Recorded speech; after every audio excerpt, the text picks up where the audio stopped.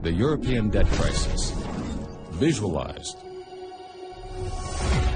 What is the European debt crisis? It's the failure of the euro, the currency that ties together 17 European countries in an intimate but flawed manner. Over the past 3 years, Greece, Portugal, Ireland, Italy, and Spain have all teetered on the brink of financial collapse, threatening to bring down the entire continent and the rest of the world. How did it happen? Uniting Europe. Germany's credit card. You see, joining the euro area is a lot like sharing a credit card. Germany's credit card. Lenders now believe that if Greece was unable to repay its loans, Germany and the other big economies of Europe would step in and repay them because they were now bound by a common currency. With a new abundance of cheap credit, Greece and other European countries were able to adjust their fiscal policies and increase spending to previously impossible levels. Some countries embarked on huge deficit spending programs, primarily for politicians to get elected. They made promises such as more jobs and generous pensions, all of it paid for with the new money they could now borrow. The governments of Greece, Portugal, and Italy accumulated huge debts. However, they were able to repay these debts with more borrowed money. As long as the borrowing continued, so did the spending and the unbalanced fiscal policies. In Ireland and Spain, cheap credit fueled enormous housing bubbles, just as it did in the United States. Credit flowed, debt accumulated, and the economies of Europe became tightly intertwined. Companies began opening factories and offices across Europe. German banks lending to French companies, French banks lending to Spanish companies, and so on and so forth. This made doing business incredibly efficient, while at the same time tying together the collective fate of the euro area. Things continued this way as long as credit was available, and credit was available until 2008. Spurred by a collapse in the U.S. housing market, a credit crisis swept the globe, bringing borrowing to a halt everywhere. Suddenly, the Greek economy couldn't function. It couldn't borrow money to pay for all the new jobs and benefits it created.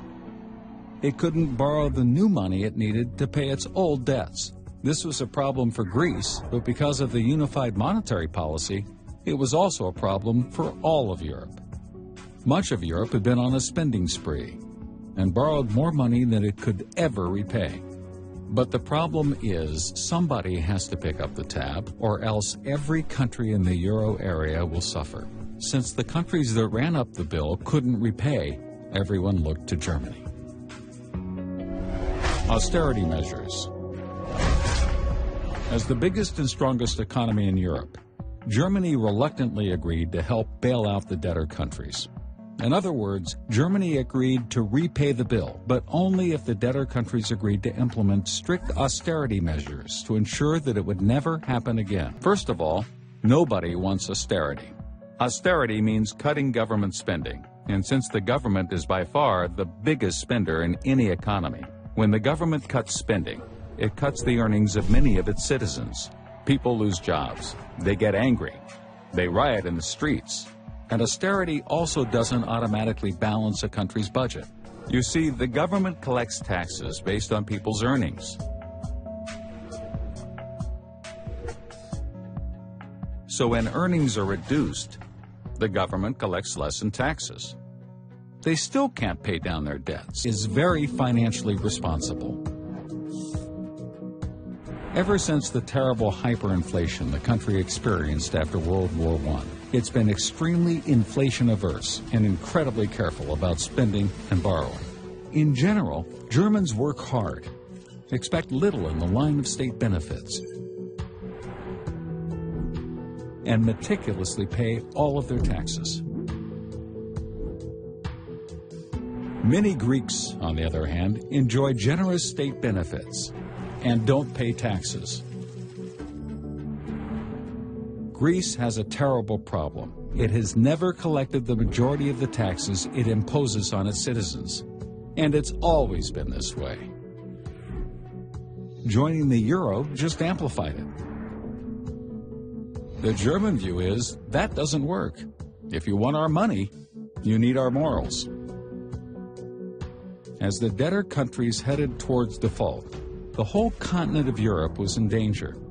Even though the economies of the debtor countries are relatively small, they posed a huge threat because the European financial system is so interconnected, precisely because of the euro. Remember, the debtor countries borrowed money from banks, investors, and other governments throughout Europe. As the debtor countries get closer to default, everyone who lent them money becomes weaker, and everyone who lent those lenders money also becomes weaker, and so on and so forth. A problem in one country could reverberate across the whole continent, triggering a chain reaction of default. If Greece defaults, then Spain could default. Italy, Portugal, and Ireland could be next. Then France, then Germany. Pretty soon, it could spread not just across Europe, but across the world. Fiscal